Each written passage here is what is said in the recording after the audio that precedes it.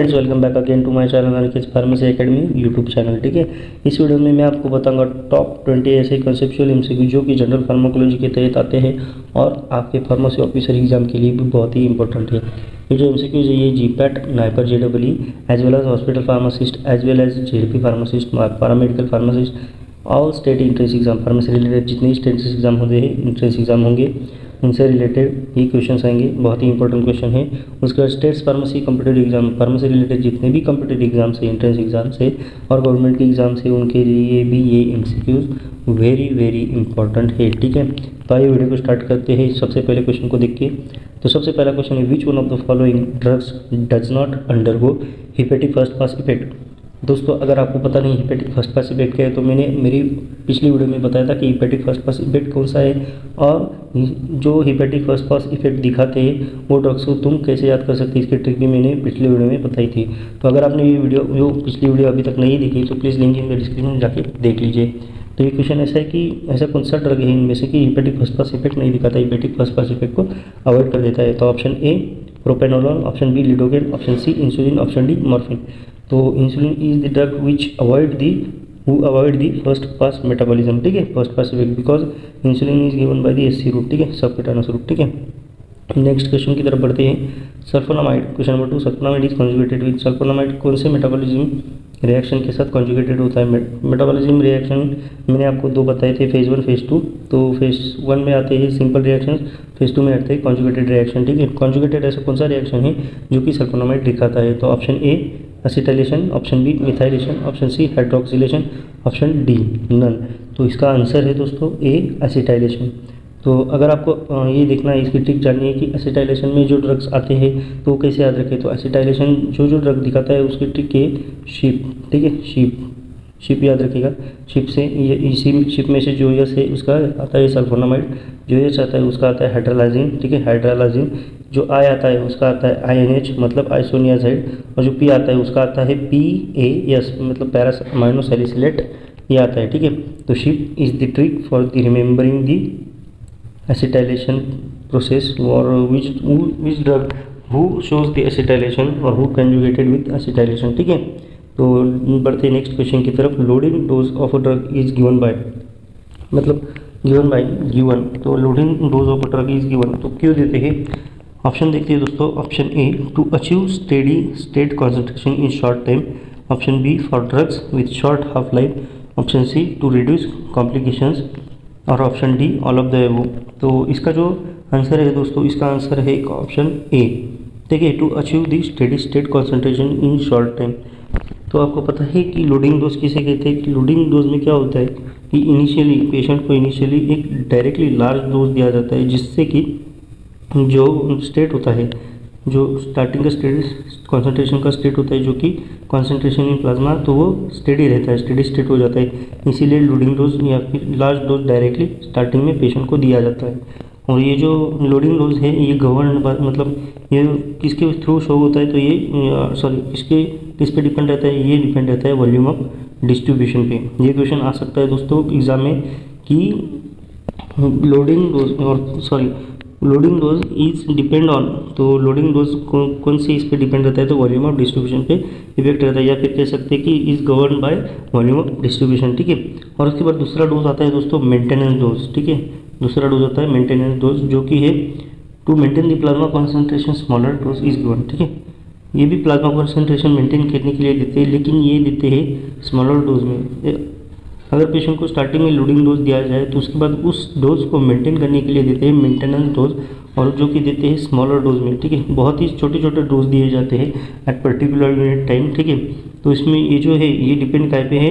ये maintenance dose is depend on clearance. ठीक है, क्लियरेंस और हाफ लाइफ बहुत ही इंपॉर्टेंट है, याद रखिएगा। Loading dose is depend on VOD. ठीक है, loading dose is depend on volume of distribution, और जो मेंटेनेंस डोज है ना, maintenance dose is depend on clearance. ठीक है, और टी हाफ। ठीक है, टी हाफ इस पर डिपेंड करता है मेंटेनेंस डोज, और लोडिंग डोज काय पे डिपेंड करता है? Volume of distribution. ठीक है, इतना ही बता सकता हूँ कि मैं लोडिंग डोज क्या है वो किस पर डिपेंड करता है और वो क्यों यूज़ करते हैं, मेंटेनेंस डोज क्या है वो किस पर डिपेंड करता है और वो कैसे देते हैं। ठीक है, इतना पता चल गया तो आपको आपका एक भी क्वेश्चन का मार्क नहीं जा सकता। नेक्स्ट क्वेश्चन की तरफ, question number 4, which of the following parameter signifies the effective drug removal from the body. ऐसा कौन सा प्रोसेस है जो कि effective drug removal from the body दिखाता है, ठीक है, drug removal from the body दिखाता है। तो ऑप्शन देखते हैं, A clearance, option B bioavailability, option C set D, option D volume of distribution. तो इसका करेक्ट आंसर है दोस्तों A, option A is the correct answer, clearance. Clearance क्या दिखाता है कि एट अ पर्टिकुलर टाइम अपने ड्रग का प्लाज्मा लेवल में कितना वॉल्यूम बचा है, तो ये दिखाता है क्लियरेंस। तो इसकी वजह से क्या पता चलता है कि हमारे बॉडी से ड्रग कितनी परसेंटेज रिमूव हो चुका है, तो ये कौन दिखाता है, क्लियरेंस में। इसलिए clearance is the parameter signifies the effective drug removal from the body, ठीक है। देखते हैं अगला question, loading dose of a drug primarily depends on, loading dose of a drug primarily depends on, loading dose जो है मैंने आपको पहले ही बताया था कि loading dose volume of distribution पे डिपेंड करता है, इसका ऑप्शन पढ़ने की ज़रूरत नहीं है। मैं आपको क्वेश्चन डालता हूँ कि मेंटेनेंस डोज किस पे डिपेंड करता है, कमेंट करके बताइएगा, ठीक है। देखते हैं अगला question, zero order kinetics is followed by all of the following drugs except जो वर्ड है एक ही है हमारे क्वेश्चन की और आंसर की, एक्सेप्ट पूछा है कि कौन सा ऐसा ड्रग है जो कि जीरो ऑर्डर काइनेटिक नहीं दिखाता है, जो कि जीरो ऑर्डर काइनेटिक नहीं दिखाता है। तो दोस्तों आपको पता ही होगा जीरो ऑर्डर काइनेटिक और फर्स्ट ऑर्डर काइनेटिक क्या होता है। फर्स्ट ऑर्डर काइनेटिक में क्या होता है कि जो ड्रग रिमूवल होता है वो फ्रैक्शन में होता है, ठीक है, फ्रैक्शन में होता है। मतलब कैसे, देखिए फर्स्ट ऑर्डर काइनेटिक जो ड्रग यूज़ करते हैं वो फ्रैक्शन में जाते हैं, मतलब जब एडमिनिस्टर करते हैं तो 100 mg होता है, ठीक है, 100 mg होता है। उसके बाद 1 घंटे बाद, एक मैं बहुत छोटा लिखता हूँ, पहले एडमिनिस्टर करते टाइम ड्रग होता है 100 mg, ठीक है, 100 mg होता है। उसके 1 आवर बाद होता है वो 50 mg, डायरेक्टली 50% रिमूव हो जाता है, ठीक है। उसके 1 आवर बाद वो होता है 25 mg, ठीक है। और उसके 1 आवर बाद होता है 1 घंटे बाद होता है 12.5 mg। मतलब एक पर्टिकुलर फ्रैक्शन, मतलब क्या कि इसका हाफ, इसका 50%, इसका 50%, इसका 50%, ये जो है ये ड्रग पर्टिकुलर फ्रैक्शन में रिमूव हो चुका है अपने प्लाज्मा लेवल से, ठीक है, प्लाज्मा से। तो इसे कैसे फर्स्ट ऑर्डर काइनेटिक दिखाने वाले ड्रग। और जीरो ऑर्डर काइनेटिक दिखाने वाले ड्रग कौन से होते हैं कि जो रिमूवल होता है अपने ड्रग का बॉडी से, वो होता है अमाउंट में, ठीक है, एक पर्टिकुलर टाइम में अमाउंट में होता है। जैसे कि देखें, अगर हमने एडमिनिस्ट्रेट किया 100 mg ऑफ ड्रग, ठीक है, एक घंटे बाद वो हो जाएगा 80 mg ऑफ ड्रग, ठीक है। उसके बाद 1 घंटे बाद हो जाएगा 60 mg ऑफ ड्रग, ठीक है। उसके 1 घंटे बाद हो जाएगा 40 mg ऑफ ड्रग। तो मतलब 1 घंटे में मेरा बस 20% ही ड्रग रिमूव हो चुका है, मतलब 20 से रिमूव हो चुका है। ऐसे नहीं कि डायरेक्टली 100 से 50, ठीक है, 100 से 50, इसे कहते हैं 50%। उसके बाद होता है, उसके और भी 50% होता है 25, जबकि जीरो ऑर्डर में होता है 100 से 80, मतलब एक पर्टिकुलर अमाउंट रिड्यूस होती है 80 से 60, 60 to 40, ठीक है।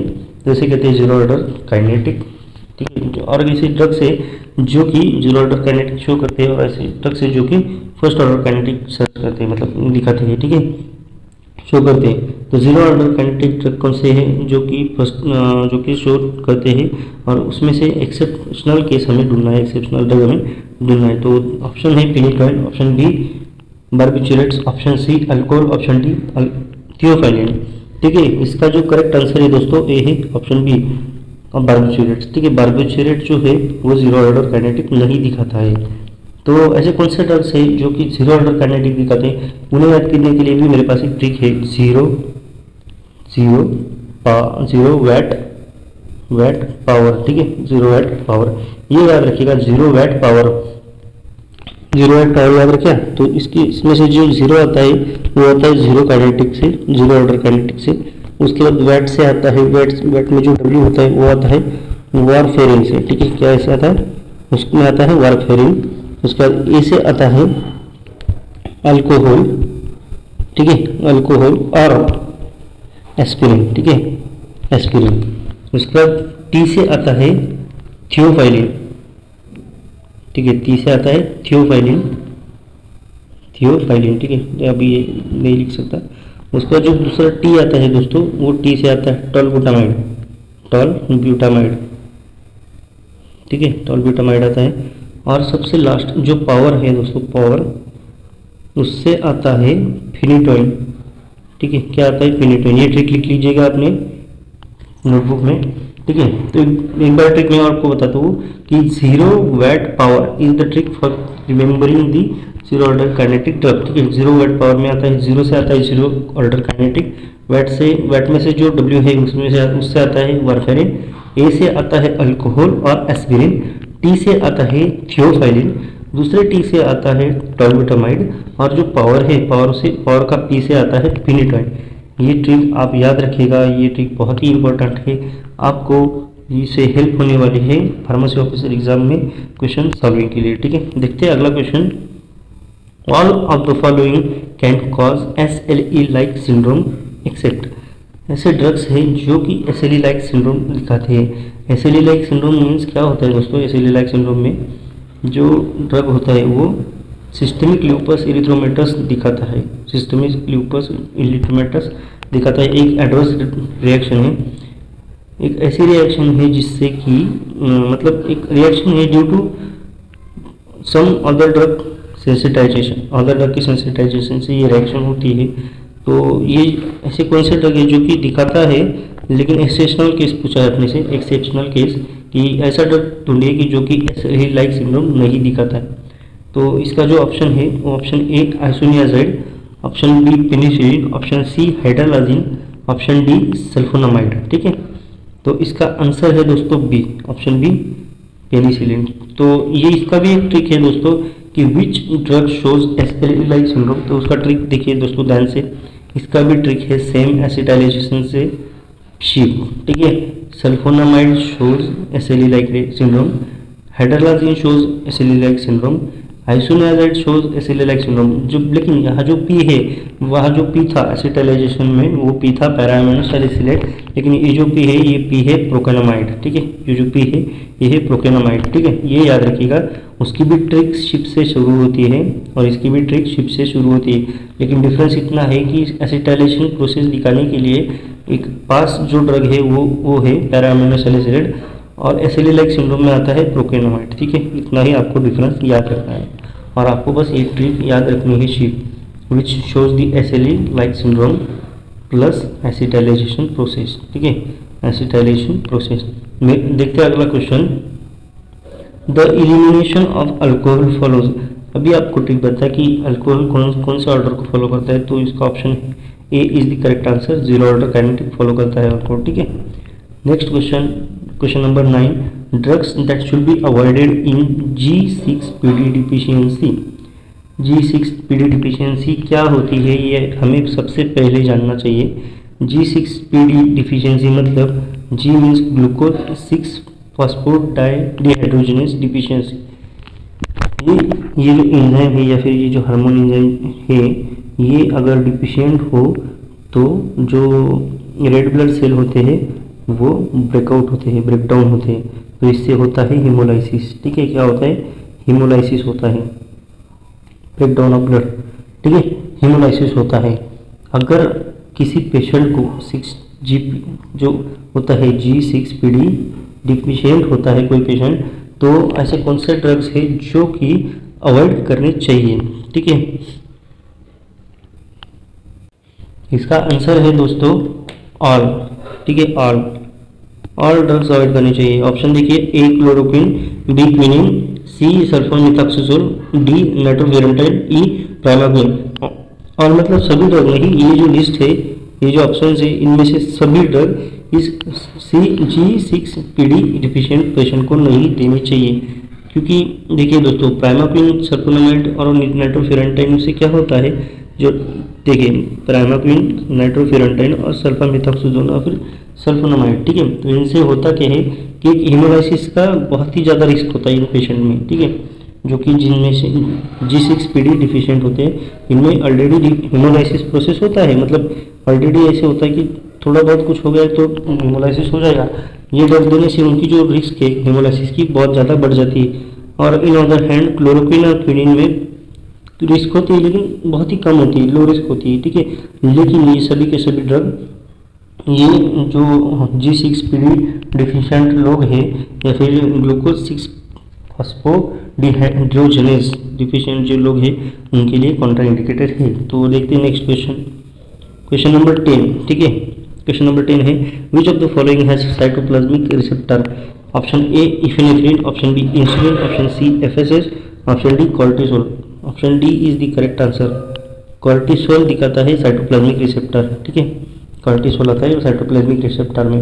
ये जो साइटोप्लाज्मिक रिसेप्टर है ना दोस्तों, ये न्यूक्लियर रिसेप्टर का टाइप है। न्यूक्लियर रिसेप्टर में होता क्या है, ये जान लीजिए कि न्यूक्लियर जो रिसेप्टर है वो सब रिसेप्टर में से सबसे स्लोएस्ट है, क्योंकि इसमें होता क्या है कि एक जो ड्रग है जो बाइंड होता है रिसेप्टर के साथ, वो बाद में जाके डीएनए से बाइंड होता है, ठीक है। डीएनए से बाइंड होने के बाद क्या होता है, उसका ट्रांसलेशन होता है, ट्रांसक्रिप्शन होता है, रेप्लिकेशन होता है। ये सब प्रोसेस होने के लिए बहुत ही टाइम जाता है, टाइम कंज्यूमिंग प्रोसेस है। इसीलिए सभी रिसेप्टर में से ये रिसेप्टर की जो प्रोसेस है बहुत ही स्लोएस्ट है, ठीक है। तो और इसमें होता क्या है कि इसमें इसके दो टाइप्स है, न्यूक्लियर रिसेप्टर के दो टाइप्स है, एक साइटोप्लाज्मिक रिसेप्टर। साइटोप्लाज्मिक रिसेप्टर में आते हैं कॉर्टिसोल मतलब ग्लूकोकॉर्टिकॉइड्स और मिनरलोकॉर्टिकॉइड्स और प्रोजेस्टिन, ठीक है। प्रोजेस्टिन भी आता है साइटोप्लाज्मिक रिसेप्टर में। और इन अदर हैंड दूसरा रिसेप्टर है न्यूक्लियर रिसेप्टर।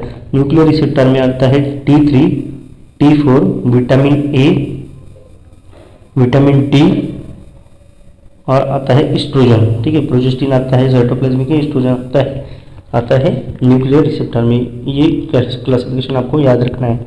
देखता है अगला question, question number 11, therapeutic index is measure of. Therapeutic index क्यों मेजर करते हैं? ऑप्शन देखते हैं, A for safety, option B for potency, option C for efficacy, option D for selectivity. तो इसका सही आंसर है दोस्तों ए फॉर सेफ्टी। क्या आपको पता है थेराप्यूटिक्स इंडेक्स क्या होता है? थेराप्यूटिक्स इंडेक्स शो करता है कि जो ED50 और LD50 होता है वो शो करता है, मतलब एक ड्रग का जो ED50 होता है और जो LD50 होता है उसमें कितना अंतर है, थेराप्यूटिक विंडो या फिर थेराप्यूटिक्स जो रेंज होती है वो कितनी है। अगर जो मतलब ये जो ड्रग है ये क्यों दिखाते हैं, ED50 मीन्स एफिकेसी डोज, ठीक है, एफिशिएंट डोज, और LD50 मतलब लीथल डोज। तो ये जो होता है तो इफिकेसी डोज मतलब कि इतना डोज की जिससे कि प्रॉपर हमें इफेक्ट मिल जाए, और LD50 मतलब इतना डोज की इतना कम या इतना ज़्यादा डोज जिससे कि हमें टॉक्सिसिटी भी बच जाए, ठीक है, मतलब टॉक्सिसिटी भी ना हो। तो इसीलिए ये सेफ्टी के लिए किए जाने वाली थेराप्यूटिक रेंज है, और थेराप्यूटिक्स इसे कहते हैं थेराप्यूटिक्स इंडेक्स, ठीक है, मतलब ये सेफ्टी मेजर करने के लिए होती है। देखिए दोस्तों समझ लीजिए ED50 और LD50, अगर ये डोज रेंज है, डोज इससे कम हो जाए तो हमें मतलब ये रेंज है, ये डोज इधर बढ़ता रहता है, ठीक है, इधर बढ़ता रहता है। अगर ये विंडो से और ये विंडो से ये इधर डोज ड्रग है, ड्रग ऑफ द डोज, ठीक है, ये डोज ऑफ द ड्रग मतलब एक ड्रग दिया है। अगर हमने डोज इधर से इधर किया तो डोज आता है इससे कम, ठीक है, इससे कम आता है तो हमें जो इफिकेसी है, जो इफेक्ट है वो नहीं मिलता, ठीक है, नहीं मिलता। और अगर इससे ज़्यादा कर दिया, ठीक है, इससे ज़्यादा हो गया तो हमें टॉक्सिसिटी का भी सामना करना पड़ता है। तो ये जो विंडो है इसे कहते हैं थेराप्यूटिक विंडो, इसे कहते हैं थेराप्यूटिक रेंज, और ये है थेराप्यूटिक इंडेक्स पूरा का पूरा, ठीक है। तो इसीलिए थेराप्यूटिक इंडेक्स जो है वो सेफ्टी के लिए मेजर किया जाता है, ठीक है। उसके बाद देखते हैं दोस्तों क्वेश्चन नंबर 12 क्या है, G coupled protein receptor is. Option A metabotropic receptor, option B ionotropic receptor, option C kinase linked receptor, option D nuclear receptor. तो जो जी प्रोटीन कपल्ड रिसेप्टर है वो ऑप्शन ए मेटाबोट्रोपिक रिसेप्टर, इसे ही also known as, इसे ही कहते हैं serpentine receptor, और also कहते हैं हेप्टाहेलिकल रिसेप्टर, हेप्टाहेलिकल रिसेप्टर, क्योंकि इसमें 7 ऐसे प्रोटीन्स होते हैं, ठीक है, 7 ऐसे लेयर्स होती है या फिर राउंड्स होते हैं, जो कि इसे कहते हैं सर्पेंटाइन रिसेप्टर और हेप्टाहेलिकल रिसेप्टर, और इसे कहते हैं मेटाबोट्रोपिक रिसेप्टर, ठीक है। नेक्स्ट क्वेश्चन देखते हैं, question number 13, therapeutic drug monitoring is required in all except, ठीक है, option A phenytoin, option B metformin, option C tacrolimus, option D cyclosporine, ठीक है। तो थेराप्यूटिक ड्रग मॉनिटरिंग मतलब क्या, टीडीएम जो होता है वो ड्रग के डोज को कैलकुलेट करता है या फिर उसकी एफिकेसी सेफ्टी देखता है, ठीक है। तो थेराप्यूटिक ड्रग जो मॉनिटरिंग होता है तो वो कौन से ड्रग के लिए नहीं है, मतलब रिक्वायर्ड है, लेकिन ऐसे कौन सा ड्रग है जो जिसके लिए रिक्वायर्ड नहीं है टीडीएम, ठीक है। तो उसका ऑप्शन है दोस्तों बी मेटफॉर्मिन। क्यों? क्योंकि मेटफॉर्मिन देते हैं it is an oral hypoglycemic, ठीक है, ओरल हाइपोग्लाइसेमिक एजेंट। तो oral hypoglycemic agent means it is given in the और in to the treatment of diabetes. ठीक है, डायबिटीज़ के लिए ट्रीटमेंट के लिए ये देते हैं। और डायबिटीज़ में हम हमारा blood glucose level easily check कर सकते हैं। ठीक है, blood glucose level easily check कर सकते हैं और उस हिसाब से मेटफॉर्मिन दे सकते हैं। इसीलिए कि ड्रग की डोज की इतनी चिंता नहीं है, थेरेप्यूटिक ड्रग मॉनिटरिंग के लिए करने की आवश्यकता नहीं है। इन अदर हैंड जो ड्रग्स होते हैं जो ड्रग्स होते हैं जिनके लिए थेरेप्यूटिक ड्रग मॉनिटरिंग करना बहुत ही इंपॉर्टेंट है, बहुत ही मस्ट है, तो वो ड्रग है लिथियम। क्योंकि इसका जो थेरेप्यूटिक इंडेक्स है, जो मैंने पहले ही बताया, वो बहुत ही नैरो है। ठीक है, नैरो कैसे, अभी देखिए ये नैरो हो गया। इसका अगर डोज कम किए तो इफेक्ट नहीं मिलेगा, डोज ज़्यादा किए तो टॉक्सिसिटी बढ़ जाएगी। डोज कितना 0.1 ml से भी बढ़ा दिया, mg से बढ़ा दिया तो ये नैरो थेरेप्यूटिक इंडेक्स की वजह से, एक तो डोज बढ़ा दिया तो टॉक्सिसिटी दिखाएगा, और 0.1 mg डोज घटा दिया तो जो है वो मैं सपोज के लिए बता रहा हूँ, आपको समझने के लिए बता रहा हूँ कि इफेक्ट नहीं मिलेगा। ठीक है, और इन अदर हैंड मेटफॉर्मिन का ऐसा है, थेरेप्यूटिक जो रेंज है वो बहुत ही ज़्यादा है, ब्रॉड है, तो डोज थोड़ा बहुत कम कर दिया, थोड़ा भी ज़्यादा हो गया तो कोई फ़र्क नहीं होता है। ठीक है, लिथियम हो गया, फिनिटॉइन हो गया, डिजिटैलिस हो गया, इम्यूनोसप्रेसेंट हो गया और एंटी अरिथमिक ड्रग्स हो गए, तो इन सब के लिए टीडीएम करना बहुत ही ज़रूरी है। ठीक है, देखता अगला question, therapeutic drug monitoring is required for. अभी मैंने बोला कि थेरेप्यूटिक ड्रग मॉनिटरिंग किसके लिए रिक्वायर्ड है, तो ये जो है lithium carbonate, option C is the right answer. Lithium के लिए थेरेप्यूटिक ड्रग मॉनिटरिंग इंपॉर्टेंट है क्योंकि lithium has the narrow therapeutic index. ठीक है, नैरो थेरेप्यूटिक इंडेक्स जैसे कि ऐसे। ठीक है, तो देखते हैं अगला question number 15, therapeutic index is an assessment of. Therapeutic index क्यों दिखाते हैं, क्योंकि margin of safety, it is the margin of safety के लिए ही थेरेप्यूटिक इंडेक्स दिखाते हैं। ठीक है, ऑप्शन अभी पढ़ने की जरूरत नहीं है, margin of safety is the right answer D, क्योंकि मैंने पहले ही आप बताया था कि थेरेप्यूटिक इंडेक्स क्यों करते हैं, मार्जिन ऑफ सेफ्टी के लिए। ठीक है, next question, pharmacovigilance means, pharmacovigilance क्या होता है कि A monitoring of drug safety, B monitoring of ethical trade of drugs, C monitoring of pharma students, D monitoring drug efficacy. तो इसका option A monitoring of drug safety है। Pharmacovigilance means monitoring of drugs है, drug safety. ठीक है, उसके बाद देखते हैं दोस्तों कि जो नेक्स्ट क्वेश्चन है, in which phase of clinical trial post marketing surveillance of a drug is carried out. मतलब पोस्ट मार्केटिंग सर्विलेंस कब किया जाता है, तो ये जो है ऑप्शन डी है इसका करेक्ट आंसर। फेज 4 में किया जाता है। फेज 4 में क्यों, क्योंकि फेज 1, फेज 2, फेज 3 में ऑलरेडी सब टेस्ट अचीव हो चुके थे। फर्स्ट में होते हैं कम हेल्दी वॉलंटियर्स के साथ, फेज 2 होता है बहुत मतलब एक डिसीज पर्सन के साथ, फेज 3 बोथ के साथ होता है, मोस्ट पॉपुलेशन के साथ होता है, और जो फेज 4 होता है वो होता है पोस्ट मार्केटिंग सर्विलेंस। मतलब ड्रग रिलीज करने के बाद, मतलब ड्रग का जो मैन्युफैक्चरिंग होता है, ड्रग मार्केट में लाने के बाद उसका सर्विलेंस किया जाता है, उसका फिर से एक टेस्ट होता है, उसे कहते हैं फेज 4 मार्केटिंग। ठीक है, देखते हैं next question number 18, drugs that can be safely given in pregnancy. ऐसे कौन से ड्रग्स है जो कि प्रेगनेंसी में सेफली दिए जाते हैं, तो देखते हैं option A antifolate, option B quinine, option C chloroquine, option D primaquine, option E tetracycline. तो इसका आंसर है दोस्तों ऑप्शन बी और ऑप्शन सी। ठीक है, क्लोरोक्विन और क्विनिन ई can be given in the pregnancy, ये सेफ है प्रेगनेंसी के लिए। लेकिन इन अदर हैंड जो प्राइमाक्विन, टेट्रासाइक्लिन और एंटीफोलेट है वो नहीं दिए जा सकते।